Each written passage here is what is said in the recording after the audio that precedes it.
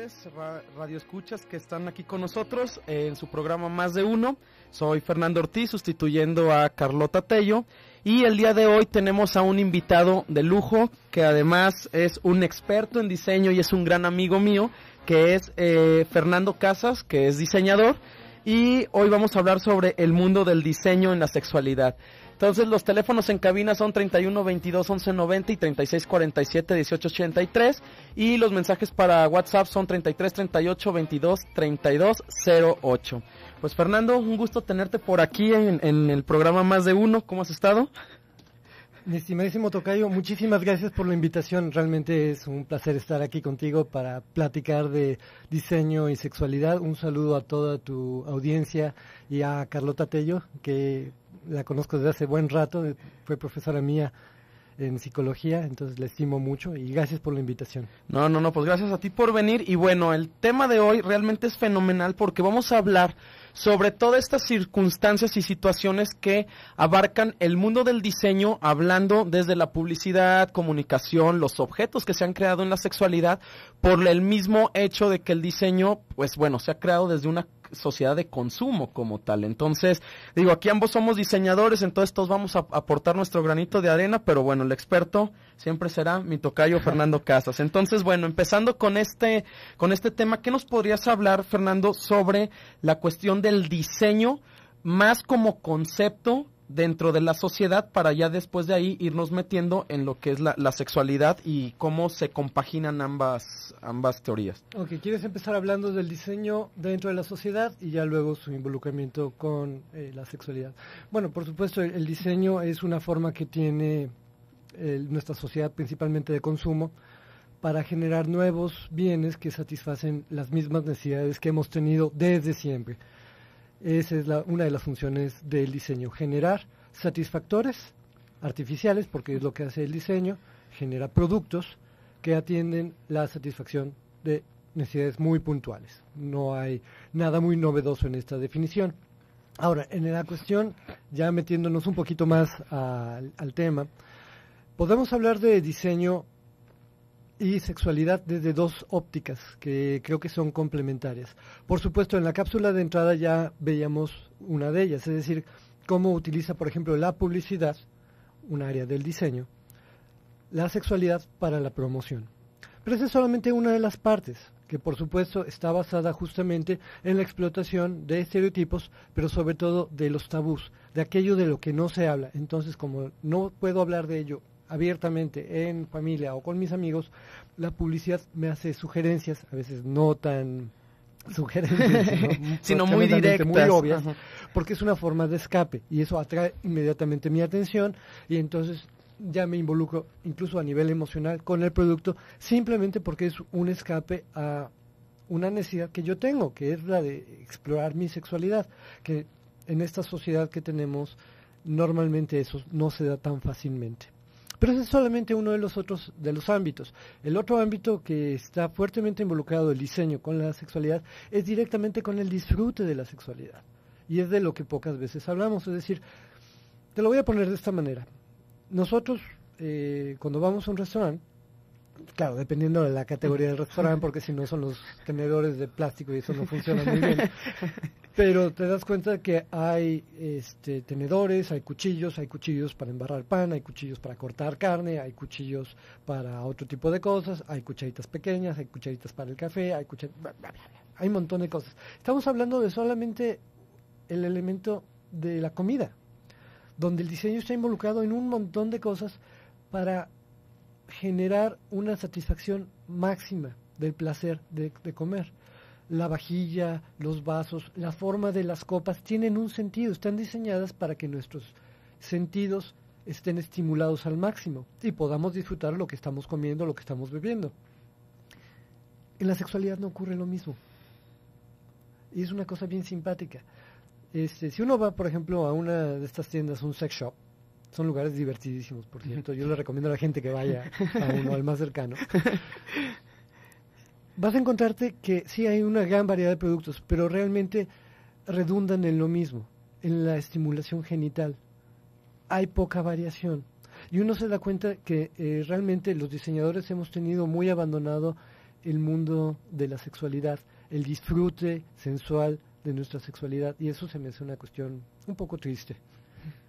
Sí, de hecho, con lo que comentas es importante ver, porque tú lo que decías era esta parte del deseo, ¿no? Entonces, cuando el deseo es tabú, ¿qué sucede en la sociedad? Empiezan este tipo de situaciones donde el propio actor empieza a decir, bueno, pues es que no puedo expresarlo libremente porque al final pues voy a ser catalogado o estigmatizado. Y al mismo tiempo el diseño, al ser un producto masificado de producción o al mismo tiempo de una sociedad de consumo, también se ve limitado porque cómo va a romper esas barreras, ¿no? Que eso es lo que podemos hablar regresando del corte, de cómo el diseño empieza a penetrar en esas barreras literalmente de la sexualidad. No es juego de palabras, literalmente entrar en esta penetración ya de la sociedad con diferentes situaciones publicitarias o del mismo producto para presentarlas y que sea un medio de consumo. Bueno, estamos aquí en su programa Más de Uno, esperamos sus llamadas y regresamos en un momento.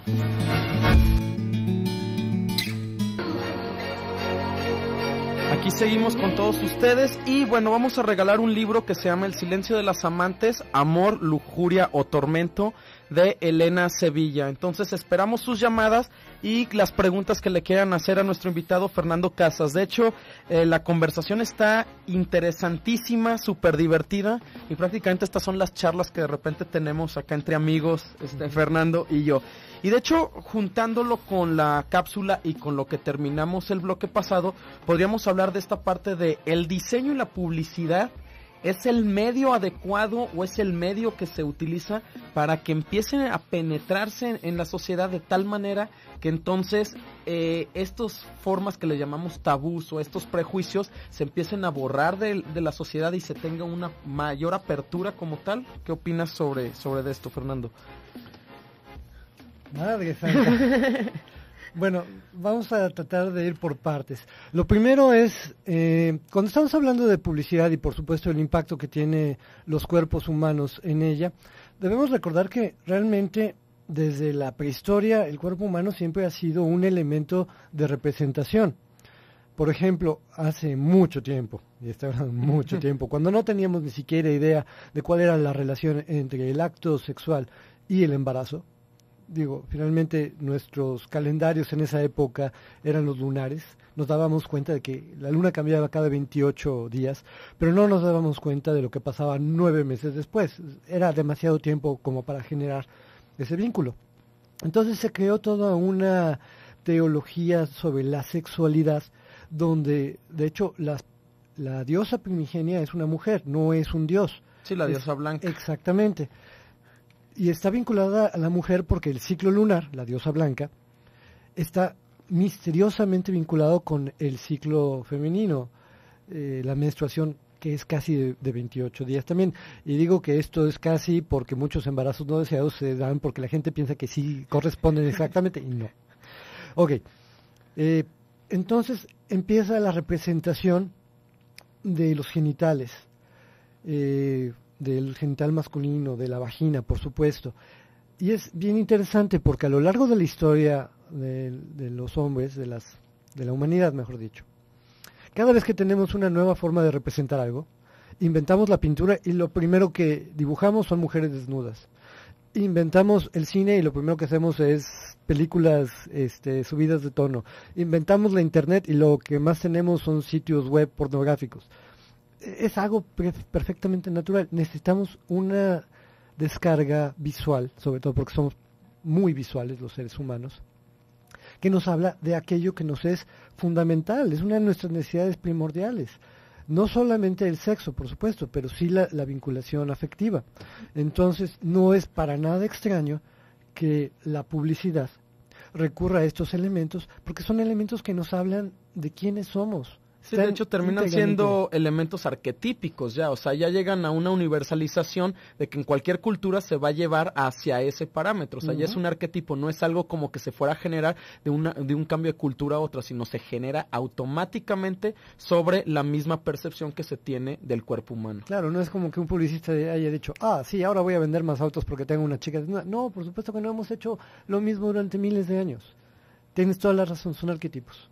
Sí, de hecho por eso pues ahí tenemos ejemplo David de Miguel Ángel, tenemos todas estas pinturas que se dieron también en sobre todo Renacimiento, etcétera, que también hablan mucho sobre el cuerpo humano como tal, como una representación. Entonces aquí con esto que hablas, entonces ¿cuál sería, digamos, la diferencia que se podría presentar dentro de una publicidad con mujeres, como decimos, representándolas con este cuerpo, etcétera, y ya la pornografía como tal? Porque también ahí la línea es una línea tan delgada donde el diseño pues juega en ambas partes, ¿no? En una juega tal vez como un medio de disfrute que podría llegar a ser la pornografía y en la publicidad sería como un medio de atracción como tal. Mira, te voy a responder como decía mi maestra de sexualidad en la carrera, una mujer maravillosa. Ella me decía, ¿sabes cuál es la definición de pervertido? Pervertido es aquel que disfruta más el sexo que yo. Exactamente, sí, ahí es donde empezamos con el prejuicio, ¿no? Entonces, digo, porque el tema del que estamos hablando, por eso quisimos tocar el mundo del diseño, porque al final el diseño está en los objetos cotidianos que tenemos, etcétera, pero como lo comentaba hace ratito Fernando, también es importante ver que esa parte llamada sexualidad sigue siendo también un tabú, aunque sea una industria millonaria. O sea, de hecho, como decían, si ustedes un día se van a una sex shop de esas que ya abundan en la ciudad, es realmente increíble la cantidad de creatividad que existe con los productos, a pesar del tabú que hay. O sea, hay una serie de circunstancias porque no son 4 o 5 productos realmente los de base, pero todos ellos tienen una cantidad de dinámicas y de situaciones que pueden llegar a generar, como dices, desde el placer, desde tal vez el simple juego, desde el puro consumismo, etcétera. Entonces, por eso el diseño tiene un valor preponderante dentro de esta sociedad consumista, sabiendo que la sexualidad es un medio de consumo que se está ampliando cada vez más porque se están rompiendo muchísimos tabús. Por supuesto, y respondiendo directamente a tu pregunta, la pornografía, el límite está en aquello que me molesta a mí. Ahora, eso no significa nada, ¿verdad? Pero si tú te das, a lo largo también de la historia, hemos visto casos donde exposiciones de pintores reconocidos ha llegado la gente con los paraguas a romper sus obras porque dicen que estos son unos inmorales. Sí, de hecho aquí en Guadalajara se dio hace unos años con una pintura de hecho de Marilyn Monroe que tenía, hacía una alusión como si fuera la Virgen de Guadalupe, etcétera. Entonces, aquí es donde el diseño empieza a tener un valor en la cuestión de los objetos que están creando. Esos objetos, ¿de dónde nacen? Y esa es una pregunta que se me haría interesante para que también el público lo supiera. Digo, nosotros dos estamos dentro del mundo del diseño y podríamos dar ahí una definición, pero ¿cuándo nacen los productos o los objetos de diseño sabiendo que parten desde una concepción tabú? ¿Qué pregunta tan padre me acabas de hacer? Me encanta la pregunta. Generalmente, y eso se los decimos a nuestros estudiantes en la carrera, tú lo sabes, que hay que observar al usuario, hay que conocer las necesidades del usuario, hay que ver cómo utiliza el producto para ver qué mejor. ¿Quién observa a las personas teniendo sexo? O usando nuestros productos para su satisfacción personal. Sí, de hecho, no hay grado, ese espacio, ¿no? Entonces todo surge más o menos es que me imagino que por aquí debe, y eso creo que es una de las broncas fuertes de las que hablábamos ahorita fuera del aire, de que no hay un lugar al que podamos recurrir cuando tenemos dudas. Es decir, voy a tratar de ser lo más discreto posible en lo que voy a decir, porque no sé quién me está escuchando, pero lo voy a poner de esta manera.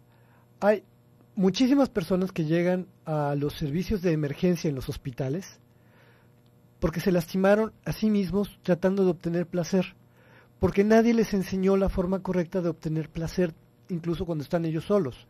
Entonces, realmente empiezan a tener actitudes, conductas equivocadas, pero porque nadie les enseñó y porque no tienen un lugar donde recurrir a averiguar o a conocer. Entonces, de repente encuentras... Bueno, no voy a hacer descripciones gráficas, pero sí te das cuenta de que hay un desconocimiento brutal de cómo podemos obtener placer de nuestro cuerpo, porque nadie nos dice cómo hacerlo. Y entonces empezamos a tener conductas que atentan contra nuestro bienestar simplemente por ese desconocimiento. El diseñador tiene ahí una fuente impresionante de inspiración para poder desarrollar productos que satisfagan, en toda la extensión de la palabra, a los usuarios sin ponerlos en riesgo. Y eso creo que nos está haciendo falta dramáticamente. Sí, no, y como comentas, también es algo que también no solamente el usuario tiene el problema de algún producto que use, etcétera, sino el diseñador está prácticamente hasta el momento que llega el punto en decir, ¿sabes qué? Usaron tu producto y por lo tanto sucedió X, Y, Z circunstancia. Entonces al mismo tiempo el diseñador no tiene la forma de saber si su producto es utilizable, es factible, hasta que suceden las cosas de que alguien lo esté utilizando. Entonces ahí digamos que los dos están en la suspicacia, caen también a la superstición en cierta manera de que puede llegar a servir o no servir, etcétera. Pues bueno, amigos, esperemos les esté gustando el programa. Llámenos, vamos a un corte, regresamos.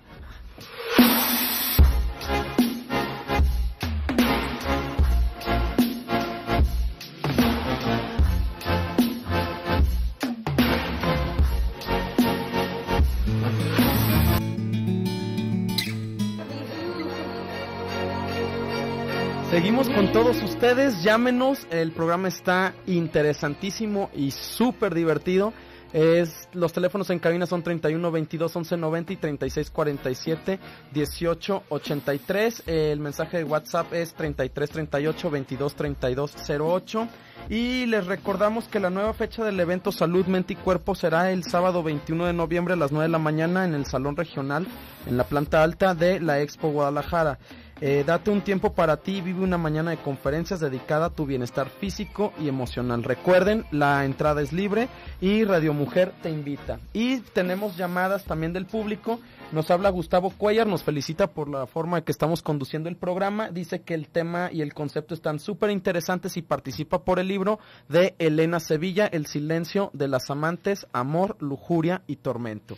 Y bueno, continuando con nuestra plática y aquí con nuestro experto en diseño, Fernando Casas, nos quedamos en esta cuestión de cuando el diseñador tiene que, literalmente, diseñar un producto que no puede estar viendo, que tiene que imaginarse lo que puede suceder y al mismo tiempo el usuario que lo tiene no tiene una idea a la mejor claro, precisa o tiene dudas de cómo utilizar el producto y entonces ahí automáticamente se generan estos cambios, ¿no? Ahí entonces, ¿cómo puede evolucionar el mundo del diseño y los productos que están generando? Porque entonces, ¿de dónde parte esta o innovación o creatividad o esta misma evolución de los productos desde un principio a lo que llegamos hoy? Porque realmente tenemos que ver que esta revolución dentro del diseño pues proviene prácticamente de los años 80 como tal. Así es. Bueno, antes de contestar a tu pregunta, Tocayo, una precisión, creo que utilicé equivocadamente la palabra teología hace un momento. No era mi intención, no estaba hablando sobre el estudio de Dios como tal, sino más bien de esta relación de la sexualidad con lo divino. Entonces, acepto la corrección gracias al amable Radio Escucha. Sí, de hecho, a Jesús le agradecemos que nos habló y nos da que el término preciso es teodicea. Perfecto. Ahora sí, contestando a tu pregunta, mira, ciertamente es complicado hacer investigación de campo cuando estamos hablando de sexualidad. Sin embargo, ya hay mucho hecho. Masters y Johnson fueron pioneros en este asunto desde los años 60 más o menos, si no me equivoco. Si no, llámenos por favor y corríjanme de nuevo. Pero si no, hay otros mecanismos donde tú no tienes que estar observando necesariamente al participante, sino le puedes crear un producto y luego le pides que lo clasifique o que lo califique según su propia experiencia sin necesidad de sentirse observado. Eso sí lo puedes hacer. Y eso te permite ir introduciendo mejoras. Además, hay que considerar que uno de los elementos fundamentales en el desarrollo de productos en el diseño es el sentido común. Creo que el diseñador a veces se olvida un poquito del sentido común. Yo sé que no diseñamos necesaria o exclusivamente para nosotros mismos, pero eso es un buen punto de partida. A ver, ¿cómo es mi fisiología? Primero que nada, ¿no? Y a partir de ahí puedes empezar a derivar productos. Ya luego los pondrás a prueba, por supuesto. Habrá que ser muy discreto, muy cuidadoso, sobre todo para no atentar en contra de las personas que alegremente te están cediendo su tiempo para el avance de la ciencia. El avance de la ciencia. De hecho, ahorita con lo que dices, se me viene también una pregunta a la mente, que es la siguiente. El diseñador, como dices, bueno, utiliza el sentido común, tal vez de ahí entra algo de innovación, etcétera. Pero, ¿qué sucede cuando las personas o el mercado meta tiene el tabú de utilizar esos productos? Entonces, ¿cómo se puede combinar el diseño con algunas otras ramas, como puede ser la publicidad o qué sé yo, ¿no? O sea, pueden ser, en este aspecto, ¿cómo se hace la vinculación desde lo prohibido a la participación y que al mismo tiempo no haya esta preconcepción de decir, no, bueno, pues es que como voy a entrar a algo prohibido, entonces automáticamente ya sé que esto es malo, etcétera? O sea, todas estas cuestiones ya hasta culturales que están abarcando al propio diseño. Mira, te lo voy a poner como una analogía. Yo creo que el problema no está tanto en la publicidad. No es una cuestión de que la publicidad nos ayude a encontrar los productos. Es una cuestión de educación. Y el problema que tenemos es que en este país, sobre todo, cuando tenemos la fortuna de tener algo de educación sexual, generalmente piensan que con hablar de los pajaritos y las avecitas en la primaria ya se cubrió el tema, ¿no? O si acaso en la secundaria te hablan de los preservativos, y eso es todo. Y yo digo que eso es como entrar a una clase de literatura y que te digan, mira, este es el abecedario y estos son los errores ortográficos. Escribe tu novela. Sí, o sea, no hay un argumento sólido, no hay un cimiento donde de ahí se estén fortaleciendo cada una como dices, de la educación para fomentar también un conocimiento dentro del campo de la sexualidad. Sí, claro, la sexualidad, antes que entrar con otra persona, involucra conocerte a ti mismo.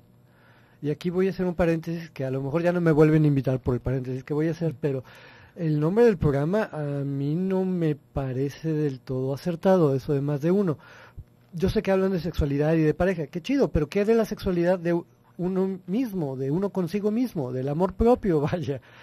Sí, del inicio de la propia persona hacia la representación que se tiene ya del conocimiento también para expresarlo con el otro, ¿no? Sabiendo qué hay de placer, qué es lo que se considera amor, etcétera, y todos estos, digamos, conceptos medios a veces también sublimes porque no están asentados en una conceptualización concreta como tal, sino cada quien da una interpretación subjetiva queriendo obtener una respuesta objetiva, que entonces ahí nos metemos en el mundo ya de la filosofía dentro del diseño y empezamos a hacer la combinación como todo esto, ¿no? Entonces, sí, de hecho, eso también es puntualizarlo por la cuestión de la que tú estás diciendo también de ver. Si se genera una educación sexual, entonces automáticamente se puede tener acceso a este tipo de productos y entonces también tener una categorización de ellos. O sea, es tan fácil ir al supermercado y comprar cierto cual producto porque está permitido. Un champú, un jabón, etcétera, porque no pasa absolutamente nada alrededor de eso.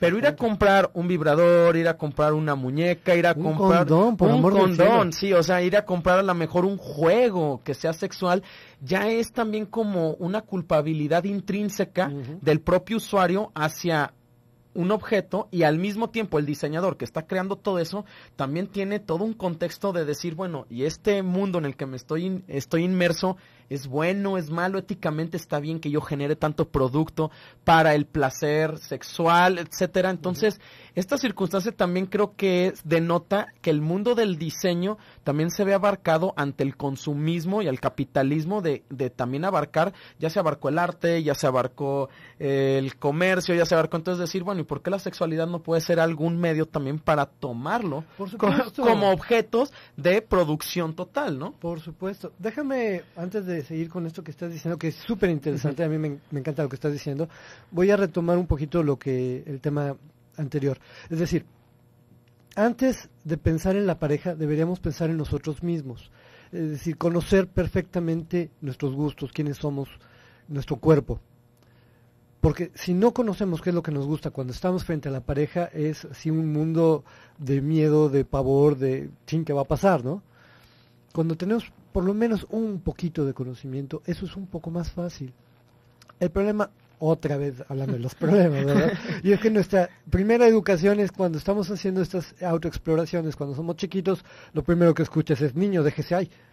Sí, entonces ya automáticamente te cercenan la intención de conocer, de saber, sino ya es el tabú generado. Exactamente. Ahora, respondiendo directamente ahora a la pregunta que me haces, a mí me encantaría que hubiera una diversidad de productos que pudieras conseguir tan fácilmente como si fueras a una ferretería porque necesitas un martillo para clavar algo.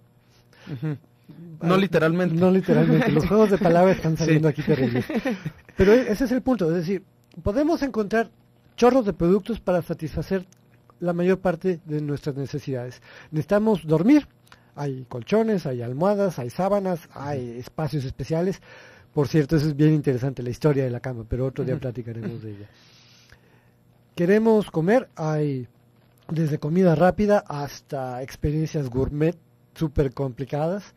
Queremos divertirnos, podemos ir desde el cine hasta deportes, lo que tú quieras. O sea, la variedad es lo que impera. Cuando hablamos de sexo, no. Se reduce notablemente la cantidad de opciones que tenemos. Y como tú lo decías, ¿no? También se reduce a una genitalidad solamente, o sea, no se va hacia un producto donde se pueda hasta incluir el sexo o la propia sexualidad como tal, sino nomás se queda como en un divertimento de placer y genitalidad y hasta ahí. Pues bueno, esperamos sus llamadas, estamos regalando el libro, está increíble la plática y pues bueno, esperemos que les esté gustando y ahorita regresamos con ustedes.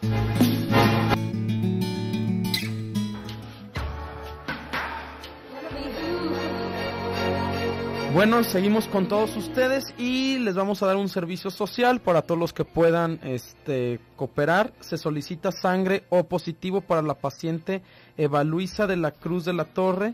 Está internada en la clínica 46 del Seguro Social por una fuerte hemorragia. Interesados, favor de pasar al banco de sangre. Y también tenemos otra llamada de Patricia Orozco que nos dice: buenas noches, quiero participar por el libro. Y bueno, siguiendo con el tema que tenemos de aquí con Fernando Casas y sobre el tema del mundo del diseño y en la sexualidad, hablábamos también fuera en el corte, que también existen circunstancias que generan también una predisposición también a los placeres como tal en el ser humano. Y de hecho, casualmente también nos llega una pregunta de María de Jesús Castro que nos dicen que hablemos de la hormona que se desarrolla viendo pornografía. ¿Qué opinas de esto, Fernando? Bueno, lo que platicábamos es que muchas conductas humanas, no necesariamente la pornografía, el cuerpo humano encuentra la forma de recompensarlas generando placer. Por ejemplo, uno se pregunta por qué rayos a la gente le gusta comer picante. Cuando se te entume la lengua, te pica todo, te arde, estás llorando, pero te gusta comer picante. Lo que pasa es que empezamos a segregar una serie de sustancias en el cuerpo que nos producen placer. Lo mismo pasa con el chocolate. En el caso de la pornografía, esto tiene que ver con que simplemente la atracción que sentimos hacia el cuerpo humano nos predispone hacia un encuentro sexual. Entonces vemos a una mujer desnuda, a un hombre desnudo, nos atrae, nos dilata las pupilas y nuestro cuerpo reacciona como si fuéramos a tener un encuentro real, aunque sea totalmente virtual la imagen que estemos viendo.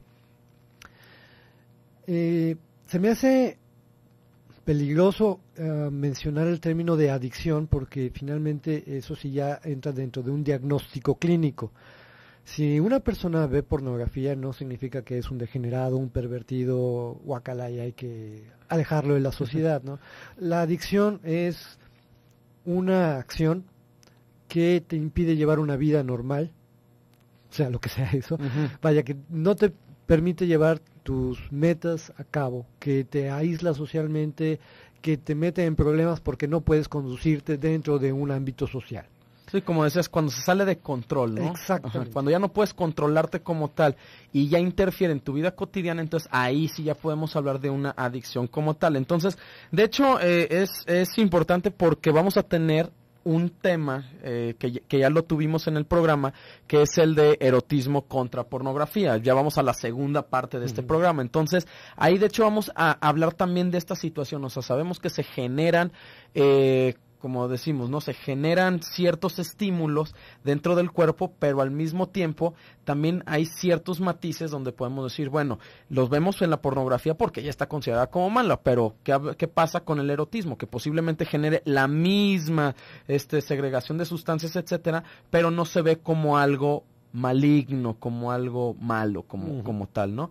Y bueno, siguiendo con el programa, ya como para concluir, de hecho también es importante ver también el uso de los sex symbols como tal, ¿no? Que también es un producto de masificación dentro del diseño que se maneja con publicidad, y bueno, podemos hablar ahí de infinidad de símbolos sexuales también que empiezan a ser un referente o un ejemplo y se genera el estereotipo para también dar alusión a como a toda esta idea o ideología de a lo mejor de lo que es tabú, de lo que no es permitido, de lo que podría ser un libertinaje, etcétera. Entonces, de hecho, en el mundo del diseño podríamos hablar de una Marilyn Monroe, podríamos hablar de Madonna, que también, de hecho, veníamos oyéndolo en el camino para acá, y casualmente la canción que veníamos oyendo era la de La Chica Material. Entonces, eso también habla de toda esta sobreproducción de objetos, ya también como entrando en el medio de que la sexualidad ya también se abre a un mercado de globalización actual, donde también los productos empiezan a entrar al por mayor y que cada vez hay una opción mayor tanto para el usuario como para los mismos diseñadores entrar en este tipo de conductas o también digámoslo de alguna manera como de campos, ¿no?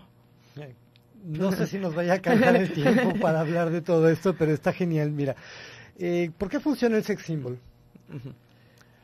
Por una simple razón. Nosotros en nuestro consumo, y esto tiene que ver con la cuestión del diseño y la publicidad, consumimos porque queremos parecernos a aquellas personas que asumimos son exitosas. Nuestros estándares de belleza, de muchas cosas, hasta la ropa que elegimos está en gran medida en función de parecernos a aquellas personas que consideramos exitosos. Lo que pasa es que hemos dejado de considerar que la sexualidad es una medida del éxito también. A medida que yo tengo más parejas sexuales, tengo la posibilidad de reproducirme más. Y eso, biológicamente, es una medida del éxito. Por supuesto, la gente quiere parecerse a aquellas personas que aparentemente están mejor dotadas, en cualquier sentido. Dentro del estereotipo de belleza, exacto, estético. Para dejar una descendencia. Entonces, por supuesto que nos queremos parecer a aquellas personas que se van a reproducir. Cuando Cary Grant en la película Sucedió una noche se quita la camisa y queda al torso desnudo y no tiene camiseta, las ventas de camisetas se desplomaron porque la gente quería parecerse a Cary Grant. Y si Cary Grant no usa playera, pues yo tampoco. Sí, de hecho, ese es también el símil que existe con Marilyn Monroe y Madonna, ¿no? Que prácticamente el estereotipo de belleza seguía siendo la mujer rubia, la mujer blanca, etcétera, que era la que dominaba en cierta manera la sociedad estadounidense, pero haciéndole el cambio con el contexto de los años 80, donde ya la mujer ya tenía muchísimo más objetos a su alrededor, o también muchísimos materiales donde podría ya utilizar a lo mejor cuero, podría utilizar látex, podría utilizar un montón de circunstancias y de cuestiones que difieren a lo que se daba en los 60s, pero al final el mensaje es el mismo, lo que estás diciendo, ¿no? Entre más te parezcas, entonces puedes ser más atractivo y por consiguiente tienes el éxito asegurado. Entonces, son lo que comentabas con lo de la publicidad, de que a veces es media, digamos, entre que sí y entre que no te dicen las cosas, pero ahí está. Algo con lo que quieras cerrar, Fernando, y agradecerte muchísimo la invitación a este programa, que hayas venido, porque realmente es algo que es un tema que no se toca mucho en medios ni nada, pero que ahí está latente y que también hay muchísimas personas que están estudiando diseño y que también se pueden estar preguntando, bueno, ¿y esa industria? ¿Qué sucede con esa industria? Entonces, ¿con qué podríamos cerrar? Pues mira, para terminar, yo agradecerte la invitación. Siempre es padrísimo platicar contigo, es muy divertido. Y estos temas más. Yo cerraría con una invitación a las personas. No le tengan miedo al ejercicio de su sexualidad. Pero sí hay ciertos límites que hay que mencionar. El primero es, no hagan nada que vaya en contra de ustedes mismos o de su pareja. No hagan nada que no sea por consenso. No hagan nada que los lastime. y no hagan nada que sea ilegal. Sí, ¿verdad? Eso es importante.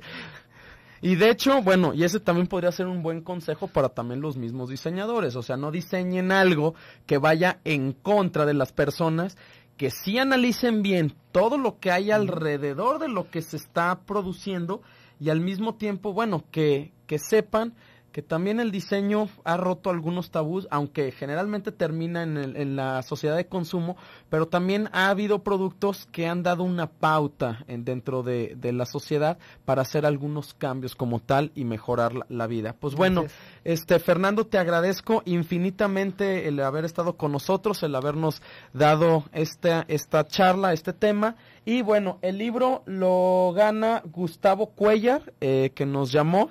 Se lleva el libro de Elena Sevilla, El silencio de los amantes, Amor, Lujuria o Tormento, y puede pasar el horario de entrega de los regalos es de 12 a 1 de la tarde o de 5 a 6 de la tarde con una copia de identificación. Eso es importantísimo, que traigan la copia de identificación para que se lo podamos dar.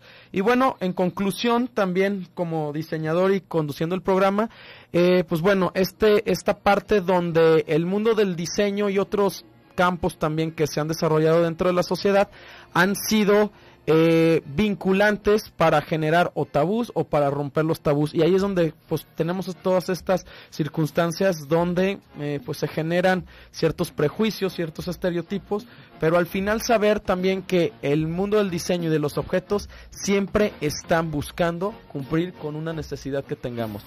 Muchísimas gracias, los estamos viendo el día de mañana.